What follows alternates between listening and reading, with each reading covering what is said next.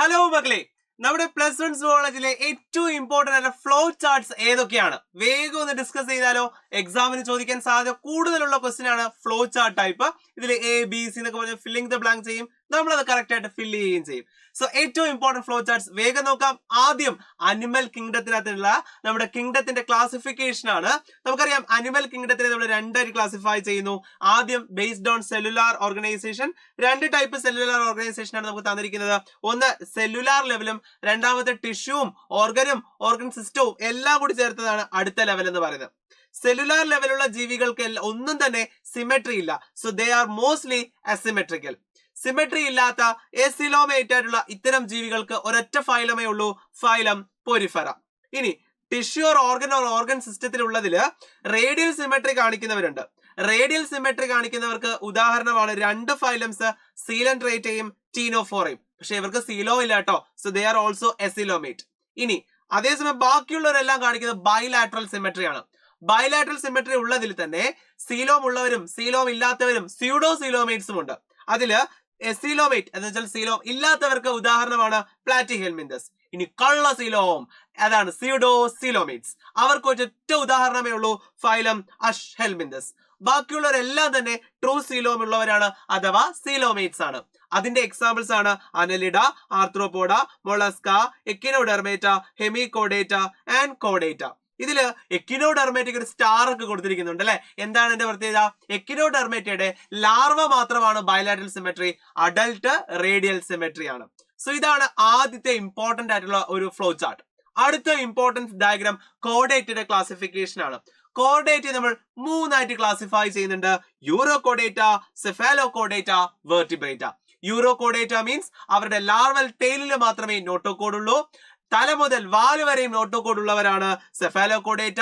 അതേസമയം notochord vertebral കോളമായി replace ചെയ്യപ്പെടുന്നവരാണ് വെർട്ടിബ്രേറ്റ. വെർട്ടിബ്രേറ്റയുടെ ക്ലാസിഫിക്കേഷൻ ആണ് അടുത്ത ഇമ്പോർട്ടന്റ് ഫ്ലോ ചാർട്ട് ഡയഗ്രാം. വെർട്ടിബ്രേറ്റയെ രണ്ടായിട്ടാണ് ക്ലാസിഫൈ ചെയ്യുന്നത്: അഗ്നാത്ത, നാത്തോസ്റ്റൊമേറ്റ. ജോ ഇല്ലാത്തവരും ജോ ഉള്ളവരും. ജോ ഇല്ലാത്ത അഗ്നാത്തയില് ഒരൊറ്റ ക്ലാസ്സേ ഉള്ളൂ, സൈക്ലോസ്റ്റൊമേറ്റ. അതേസമയം നാത്തോസ്റ്റൊമേറ്റയ്ക്ക് രണ്ട് സൂപ്പർ ക്ലാസ്സുകൾ ഉണ്ട്. നമ്മുടെ സ്വന്തം ഫിഷസും അഥവാ പിസസും. രണ്ടാമത്തെ സൂപ്പർ ക്ലാസ് ആണ് ടെട്രാപോഡ. പിസസിനകത്ത് രണ്ട് ക്ലാസ്സുകളാണ് വരുന്നത്, കോൺട്രിക്ടൈസും ഓസ്റ്റിക്ടൈസും. അതേസമയം സൂപ്പർ ക്ലാസ് ടെട്രാപോഡയില് നാല് ക്ലാസ്സുകളാണ് വരുന്നത്. That is Amphibia, Reptilia, Aves and mammals. ഈ ക്ലാസിഫിക്കേഷൻ നന്നായിട്ട് പഠിച്ചു വയ്ക്കുക, വളരെ ഇമ്പോർട്ടന്റ് ആണ്. അതേസമയം ഫ്രോഗിലേക്ക് വരുമ്പോൾ അതിന്റെ ഡൈജസ്റ്റ് സിസ്റ്റത്തിന്റെ ഫ്ലോ ചാർട്ട് കൃത്യമായിട്ട് നിങ്ങൾ ഓർത്തോളണം. Mouth, oesophagus, stomach, intestine, rectum and cloaca. ഇങ്ങനെയാണ് അവരുടെ ഫുഡ് പാസ് ചെയ്യുന്ന ഫ്ലോ ചാർട്ട് വരുന്നത്. അതേപോലെ തന്നെ വളരെ ഇമ്പോർട്ടന്റ് ആണ് മെയിൽ റീപ്രൊഡക്റ്റീവ് സിസ്റ്റത്തിന്റെ ഫ്ലോ ചാർട്ട്. സ്പേം പോകുന്ന വഴി ടെസ്റ്റിസിൽ നിന്നും അത് വാസ എഫറൻഷ്യൽ എത്തുന്നു, അവിടെ നിന്നും ബിഡേഴ്സ് കനാൽ, അവിടെ നിന്നും യൂറിനോ ജെനിറ്റൽ ഡക്ട്, ഏറ്റവും അവസാനം ക്ലോയേക്ക. ഈ ഫ്ലോ ചാർട്ട് ഒരിക്കലും മറക്കരുത്. അടുത്ത് നമ്മുടെ കോഫാക്ടേഴ്സിന്റെ ഒരു ഫ്ലോ ചാർട്ട് നമുക്ക് പഠിക്കാനായിട്ടുണ്ട്. നമുക്കറിയാം എൻസൈമില് പ്രോട്ടീൻ പോർഷനും ഉണ്ട്, നോൺ പ്രോട്ടീൻ പോർഷനും ഉണ്ട്. പ്രോട്ടീൻ പോർഷനെ വിളിക്കുന്ന പേര് അപ്പോ എൻസൈം എന്നും, പ്രോട്ടീൻ അല്ലാത്ത നോൺ പ്രോട്ടീൻ പോർഷനെ വിളിക്കുന്ന പേര് കോഫാക്ടർ എന്നുമാണ്. കോഫാക്ടേഴ്സ് മൂന്ന് ടൈപ്പ് ഉണ്ട്: prosthetic group, co enzymes and metal ions. മറക്കരുത്, prosthetic group, co enzymes and metal ions. ഈ ഫ്ലോ ചാർട്ടും വളരെ വളരെ വളരെ ഇമ്പോർട്ടന്റ് ആണ്. അടുത്തത് നമ്മുടെ ഗ്യാസിന്റെ ട്രാൻസ്പോർട്ടുമായി ബന്ധപ്പെട്ട ഫ്ലോ ചാർട്ട് ആണ്. രണ്ടു തരം ഗ്യാസസ് ആണല്ലോ ഉള്ളത്, ഒന്ന് ഓക്സിജൻ, രണ്ട് കാർബൺ ഡൈ ഓക്സൈഡ്.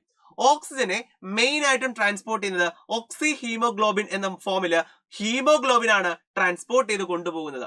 അത് 97% ആണ്. 97%. റിമൈനിങ് 3% നമ്മൾ ട്രാൻസ്പോർട്ട് ചെയ്യുന്നത് ബ്ലഡ് പ്ലാസ്മയില് അലിയിച്ചു കൊണ്ടുപോകും, dissolved form in plasma. Carbon dioxide transport ചെയ്യുന്നത് മൂന്ന് രീതിയിലാണ്.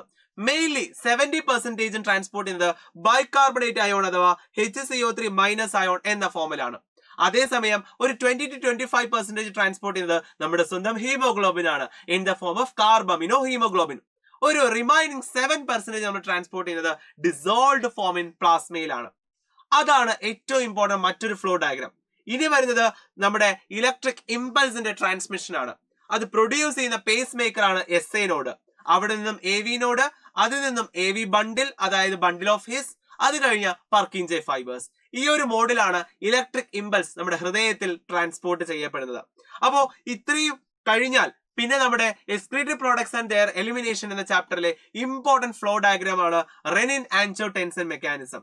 ഏതെങ്കിലും കാരണവശാൽ GFR റേറ്റ് ഡൗൺ ആയി കഴിഞ്ഞാൽ നമ്മുടെ JG സെൽസ് ഉണരുകയും they will produce renin hormone. ഈ റെനിൻ ഹോർമോൺ ആൻജിയോടെൻസിനോജൻ എന്ന് പറയുന്ന മടിയനെ ചവിട്ടി എണീപ്പിച്ച് ആൻജിയോടെൻസിൻ 1 അതിനെ പിന്നീട് ആൻജിയോടെൻസിൻ 2 ആക്കി മാറ്റുന്നു. ഈ ആൻജിയോടെൻസിൻ 2 രണ്ട് ആക്ഷൻസ് ആണുള്ളത്. ഒന്ന്, അയാള് വാസോ കൺസ്ട്രിക്ട്, അതായത് ബ്ലഡ് വെസൽസിനെ കൺസ്ട്രിക്ട് ചെയ്ത് BP കൂട്ടാൻ സഹായിക്കും, GFR കൂട്ടാൻ സഹായിക്കും. രണ്ടാമത്തെ എവന്റ് ആക്ഷൻ നേരെ ഓടിച്ചെല്ലും അഡ്രീനൽ കോർട്ടക്സിൽ. അവിടെ ചെന്നതിന് ശേഷം ആൽഡോസ്റ്റിറോണിനെ റിലീസ് ചെയ്യിപ്പിച്ചിട്ട് Na+നെയും വാട്ടറിന്റെയും റീ അബ്സോർപ്ഷൻ കൂട്ടുകയും അങ്ങനെ BP കൂട്ടാൻ സഹായിക്കുകയും ചെയ്യുന്നു. ഇതാണ് റെനിൻ ആൻജിയോടെൻസിൻ മെക്കാനിസം. മക്കളെ, സെക്കൻഡ് ടൈമിലെ മോസ്റ്റ് ഇമ്പോർട്ടന്റ് ആയ ഫ്ലോ ചാർട്ട്സ് ആണ് നമ്മൾ ഇപ്പോൾ ഡിസ്കസ് ചെയ്തത്. ഇങ്ങനെയുള്ള ടോപ്പിക്സ് ഡിസ്കഷൻ നിങ്ങൾക്ക് ഇഷ്ടമാണെങ്കിൽ, ഇതുപോലുള്ള കൂടുതൽ വീഡിയോസ് വേണമെന്ന് താല്പര്യം ഉണ്ടെങ്കിൽ എല്ലാവരും ഒന്ന് വേഗം കമന്റ് ചെയ്യുക. ഇന്നത്തെ സൂപ്പർ 60 എല്ലാവരും എത്തുക. നമുക്ക് അടിപൊളിയായിട്ട് ഈ ചാപ്റ്റേഴ്സിൽ നിന്ന് വരാൻ സാധ്യതയുള്ള എല്ലാ ക്വസ്റ്റ്യൻസും ഡിസ്കസ് ചെയ്യാം. അപ്പൊ മറക്കണ്ട, വൈകുന്നേരം 7 മണിക്ക് മറ്റൊരു വീഡിയോയുമായിട്ട് വീണ്ടും കാണാം. Till then, by.